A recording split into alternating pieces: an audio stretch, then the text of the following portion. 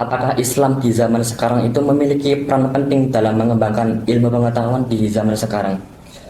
Sangat penting tentunya, sangat penting. Karena tadi nanti nyambung sama pertanyaan kedua sama ketiga gitu. Kenapa penting? Kita coba belajar dari sejarah ya zaman dulu. Kenapa sih zaman sekarang itu ilmu agama sama ilmu umum itu cenderung diceraikan gitu ya? Kemudian di sisi yang lain, di sisi yang berseberangan, di sana sedang ada geliat gencar-gencarnya sains, pengembangan sains gitu. Salah satunya Galileo Galilei, di mana dia akhirnya menemukan teori terkait heliosentris gitu kan. Assalamualaikum warahmatullahi wabarakatuh. Waalaikumsalam warahmatullahi wabarakatuh. Halo Sobat Ngopi semua, kembali lagi bersama kami Rohis SMA PBS Surakarta di podcast Ngopi, Ngobrol Perkara Iman.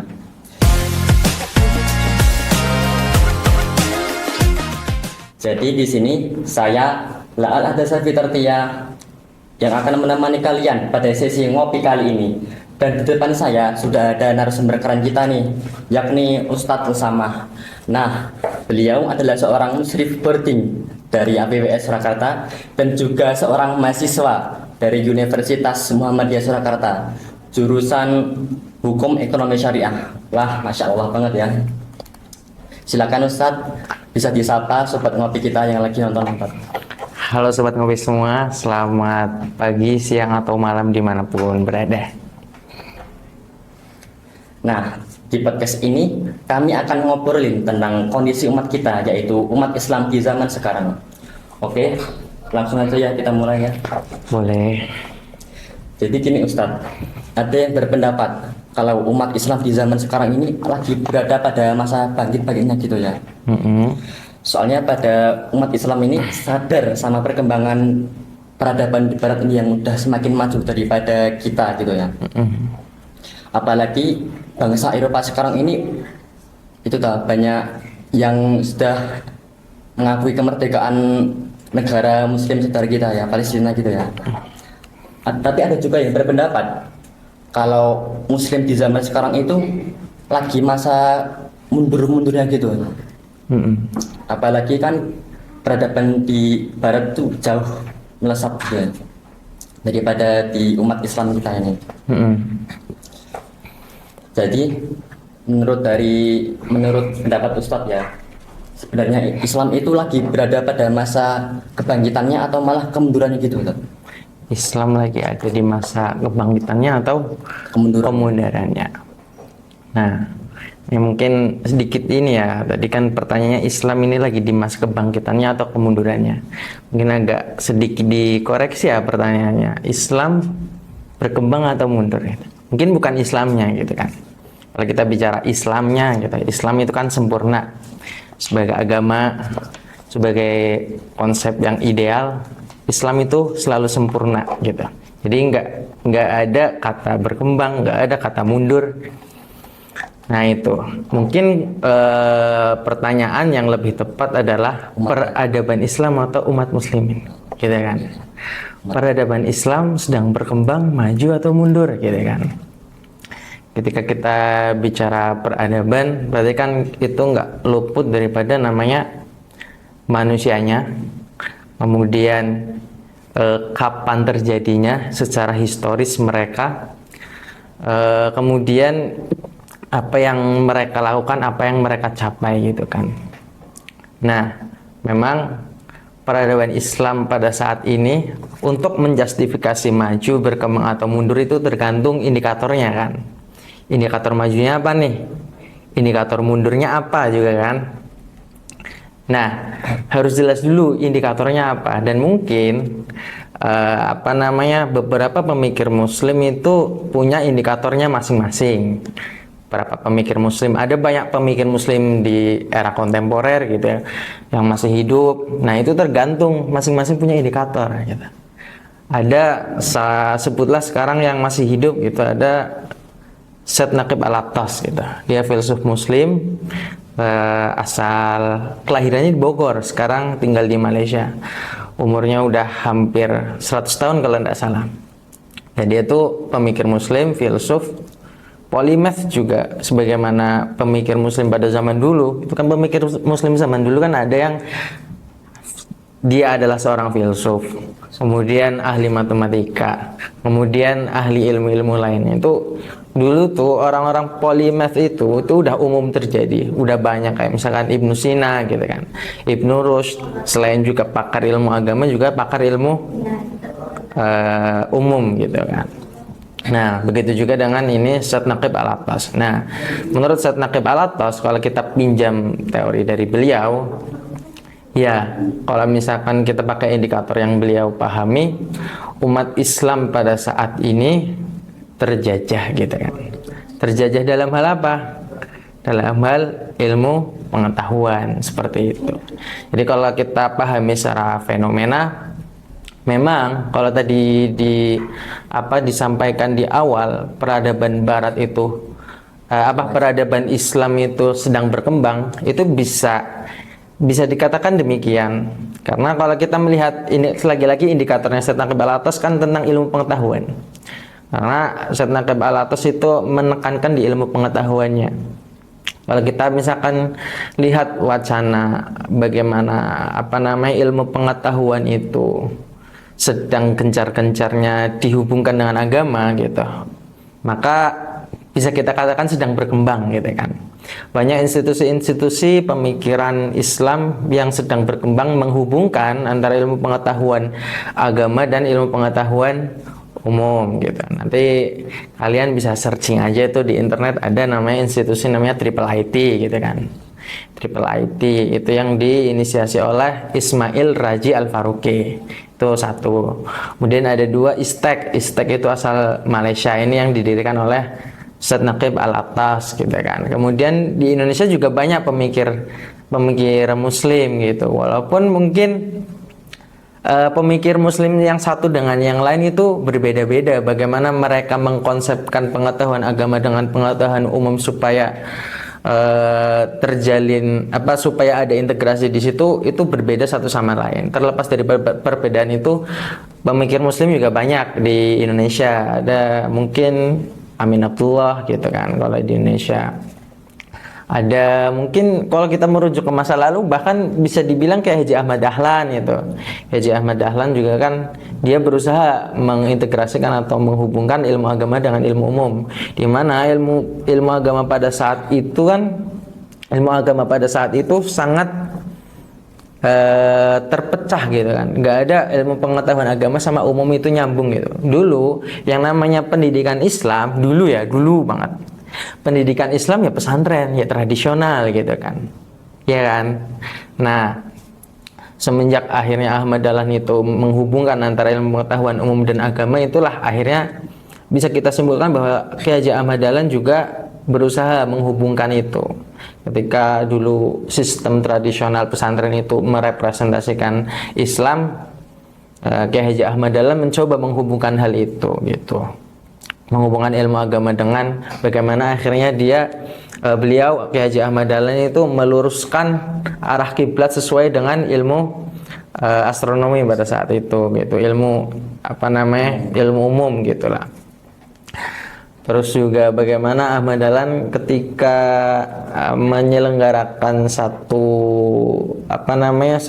kelas pakai kursi, pakai meja, dibilangnya apa sama orang yang nggak setuju gitu kan, dibilangnya kok niru orang kafir gitu kan.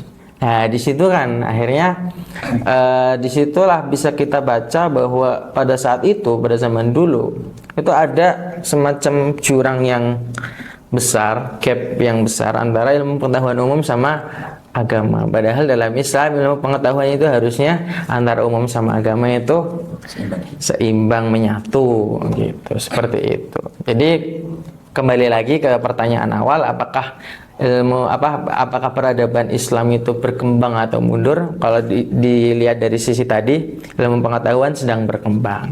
Walaupun nggak tahu sampai kapan kita akan maju, tapi paling tidak ketika kita lihat institusi intelektual Islam pada zaman sekarang sedang berkembang gitu. Tapi yang paling penting adalah kalau misalkan kita ditanyakan kapan sih ini kita bakal maju gitu, kita ya yang kita nggak itu kan di luar kendali kita. Yang paling penting bagi kita adalah kita berusaha untuk menjemput itu, seperti itu. Ya, Tat. Makasih, Tat. Lanjut ke poin berikutnya.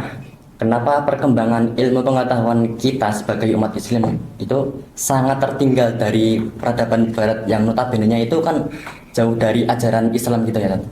Contohnya itu kan AI ya. AI kan dari dikembangkan oleh orang kafir, orang non Muslim gitu. Kenapa itu? Kenapa? Itu tentu jawabannya kompleks ya. Tentu jawabannya sangat kompleks dan itu mungkin berakar pada karena peradaban Muslim saat ini cenderung mengekor gitu. Kemudian juga pengalaman kita bahwa kita pernah terjajah gitu kan, kolonialisme gitu. Kolonialisme Eropa terhadap negeri-negeri Muslim, baik di Timur Tengah maupun ke Asia, bahkan kan sampai Asia. Sampai Malaysia juga terjajah gitu kan, Indonesia juga terjajah. Itu akibat kolonialisme juga, bisa dibilang seperti itu. Dan akibat dari kolonialisme itu sumber daya kita kan tercerabut dari sebenarnya itu lebih berhak kita kelola, lebih berhak kita miliki, tapi karena tadi kolonialisme tadi kita akhirnya mundur kan, tidak diuntungkan secara ekonomi maupun politik. Politik pada zaman sekarang pun seperti itu. Kita seringkali tidak diuntungkan secara ekonomi maupun politik. Ya, kita tidak usah bicara panjang-panjang, kita lihat aja fenomena bagaimana hipokritnya atau munafiknya dunia terhadap ini kan, Palestina gitu kan. Dan dari sekian banyaknya negara, ratusan negara yang menyetujui kemerdekaan Palestina gitu kan. Tapi di sana kan ada satu negara yang atau beberapa negara yang tidak setuju kan dengan kemerdekaan Palestina seperti itu. Jadi itu aja bisa kita baca bahwa politik kita pada saat ini emang sedang di bawah kontrol oleh mereka. Masih di bawah lah. Seperti itu. Nah, kenapa kita umat Islam sekarang itu kayak cenderung sulit untuk menyeimbangkan ilmu umum tadi dengan ilmu agama gitu? Cenderung sulit ya menyeimbangkan gitu kan. Kayak contohnya itu orang yang kalau dihadapkan dengan ujian sekolah itu, mereka berikhtiar tapi nggak bertawakal, atau nggak sebaliknya, mereka bertawakal tapi nggak berikhtiar gitu ya, kan nggak seimbang gitu. Nggak seimbang ya. Itu sebenarnya kalau misalkan kasusnya seperti tadi, berarti kan itu bisa dibilang itu kan PR individu ya, PR individu. Dan bisa jadi itu PR ketika PR lebih luas lagi, berarti kan PR bagaimana orang tuanya mendidik gitu kan, atau di lingkungan mana dia belajar seperti itu kan, bagaimana lingkungan dia belajar itu mendidik dia ataupun orang tua dia mendidik dia. Tapi bisa jadi itu faktor pribadi juga kan. Nah, kalau misalkan kita merujuk tadi hal-hal tadi misalkan ke individu ya, berarti PR-nya ada di individu tadi, bagaimana dia itu seharusnya itu bisa menyeimbangkan hal itu. Tapi kalau misalkan PR-nya di luar dari diri dia, misalkan dari lingkungan dia belajar, sekolah ataupun keluarga, berarti ada PR-nya nih di sekolah sama keluarganya, bagaimana keluarga sama sekolah itu harusnya menanamkan keseimbangan tadi antara ilmu umum sama agama. Tapi gitu kan, kalau kita naik lagi, terlepas daripada apakah individu ataukah institusi ataukah lembaga, dalam hal ini adalah keluarga, itu memang ada PR yang berat bagi umat Islam. Ini kan entah individu atau lembaga tadi kan tentunya bukan tidak beragama kan, pasti ada agamanya gitu kan. Mereka punya identitas, katakanlah kita adalah seorang muslim gitu kan. Maka sebenarnya ini PR kita bersama sebagai umat muslim, kita harus meneguhkan identitas diri kita sebagai seorang muslim gitu kan. Dan ketika kita mantap meneguhkan identitas kita sebagai seorang muslim, gitu kan, kita mantap beriman dengan benar, seharusnya idealnya tidak mungkin terjadi hal yang demikian, ketidakseimbangan antara ilmu dunia sama ilmu agama, seperti itu. Jadi tergantung iman kita kuat apa enggak gitu ya. Betul. Jadi kita juga harus tadi betul keimanan kita kuat atau enggak, dan keimanan kita kuat atau enggak juga kembali lagi kepada bagaimana kita mempelajari ilmu itu. Bagaimana kita mempelajari ilmu agama dengan benar, gitu kan. Kita konsisten, kita berusaha betul-betul mencari ilmu agama itu, kemudian diseimbangkan dengan ilmu umum, seperti itu. Jadi kita harus ya tadi kata kuncinya identitas diri kita harus diteguhkan lagi. Ketika identitas diri kita diteguhkan, ya berarti itu akan mengantarkan kita kepada upaya kita, usaha kita untuk mencari ilmu agama, gitu, seperti itu. Lanjut ke poin berikutnya. Apakah Islam di zaman sekarang itu memiliki peran penting dalam mengembangkan ilmu pengetahuan di zaman sekarang? Soalnya kalau kita flashback di zaman dahulu pada masa Golden Age of Islam itu ya, itu kan Islam punya peranan penting banget ya itu. Taruhlah seperti Al-Khawarizmi itu yang nyiptain Al-Jabar, terus Ibnu Al-Haytham sebagai bapak optik itu, atau yang lainnya gitu. Nah, apakah kalau kita kembali ke masa sekarang, kita memiliki peran penting dalam perkembangan ilmu gitu? Sangat penting tentunya, sangat penting. Karena tadi nanti nyambung sama pertanyaan kedua sama ketiga gitu. Kenapa penting? Kita coba belajar dari sejarah ya, zaman dulu. Kenapa sih zaman sekarang itu ilmu agama sama ilmu umum itu cenderung diceraikan gitu ya? Itu sebenarnya ada sejarahnya. Ini asal mula sekularisme gitu kan. Sekularisme, pernah dengar sekularisme? Apa itu? Kayak dipisahkan gitu loh, ilmu dunia sama ilmu akhirat gitu. Ilmu agama, ilmu dunia sama ilmu akhirat dipisah. Betul. Mari kita kembali ke sejarah masa lalu, di mana di abad ke-8, di Dark Age di Barat, itu pemegang otoritas kekuasaan itu ada di tangan gereja gitu ya. Jadi di Eropa sana, di Barat itu dulu institusi pemerintah itu dipegang oleh otoritas gereja gitu. Kemudian di sisi yang lain, di sisi yang berseberangan, di sana sedang ada geliat gencar-gencarnya sains, pengembangan sains gitu. Salah satunya Galileo Galilei, di mana dia akhirnya menemukan teori terkait heliosentris gitu kan. Namun sayangnya penemuan sains pada masa itu bertabrakan dengan dogma gereja, di mana dogma gereja itu nggak setuju dengan heliosentris itu, bahwa pusat semesta itu, jadi di dogma gereja itu pusat semesta, dogma gereja mengatakan bahwa pusat semesta itu bumi gitu. Kemudian akhirnya ditemukanlah heliosentris itu oleh Galileo Galilei yang mengatakan bahwa bumi bukan pusat semesta gitu. Bahkan pusat tata surya kita adalah matahari, heliosentris, bukan geosentris. Jadi di situ beralih dari yang awalnya masyarakat percaya geosentris itu menjadi heliosentris. Ini kan bertentangan dogma agama sama dogma sains gitu ya. Dogma agama sama kepercayaan ilmu pengetahuan sains itu kan bertentangan gitu. Oke, akhirnya di situ disitulah mulai agama itu gereja sebagai pemegang otoritas tertinggi mengeksekusi Galileo Galilei itu. Disitulah awal mula pemisahan agama.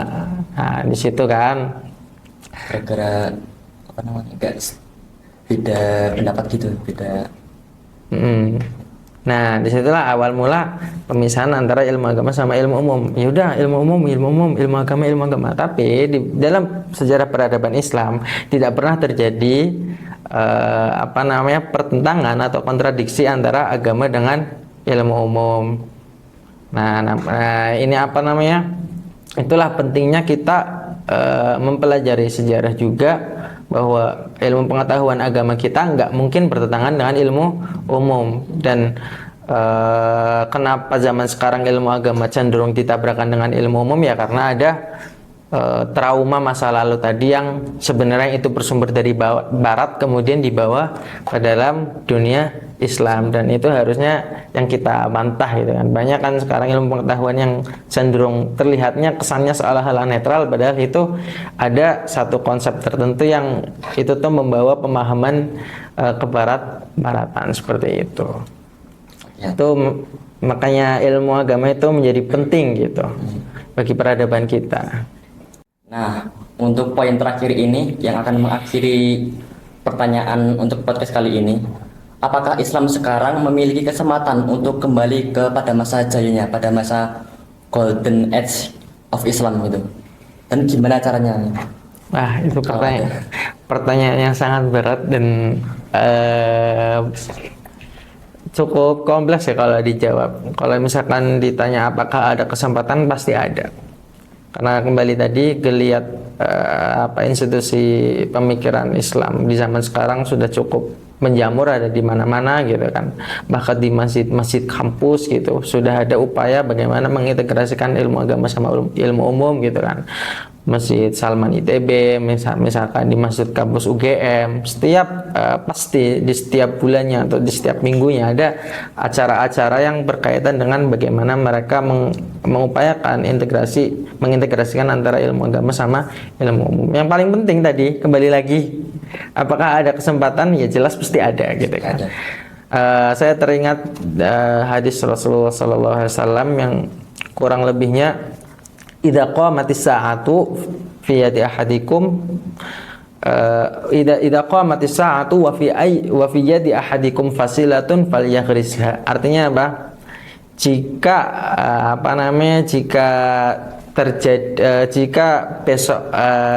jika esok hari itu kemungkinan itu akan datang kiamat, kemudian di tangan kalian itu ada tunas, maka tanamlah. Itu artinya apa? Menunjukkan apa? Bahwa apapun yang terjadi besok, kita harus mengupayakan apa yang terbaik untuk kita. Gitu. Berusaha. Disitulah menekankan Rasul, kita nggak usah takut akan besoknya harus gimana, hasilnya buruk atau enggak gitu. Tapi yang paling penting bagi kita adalah kita berusaha, berikhtiar seperti itu. Oke Ustadz, sepertinya cukup sampai di sini dulu pertanyaannya. Masya Allah, terima kasih banyak atas jawabannya ya Ustadz ya. Barakallahu fikum. Semoga apa yang disampaikan Ustadz Usamah tadi bisa memberikan manfaat untuk kita dan perubahan sekecil apapun itu untuk kita semua. Amin. Dan teman-teman juga perlu diingat ya, kalau sekarang umat Islam kelihatan melemah, mungkin karena kita lupa kalau pada zaman kejayaan dulu, kejayaan dulu datang dari kesungguhan, bukan cuma kebanggaan semata. Mari kita perbaiki niat, lurusin langkah, dan mulai perubahan dari hal-hal yang kecil dahulu. Karena dari hal yang kecil itulah akan berdampak besar untuk masa depan yang akan datang. Makasih juga buat Sobat Ngopi yang udah nonton dari awal sampai akhir. Sampai ketemu lagi di podcast Ngopi selanjutnya. Wassalamualaikum warahmatullahi wabarakatuh. Waalaikumsalam warahmatullahi wabarakatuh.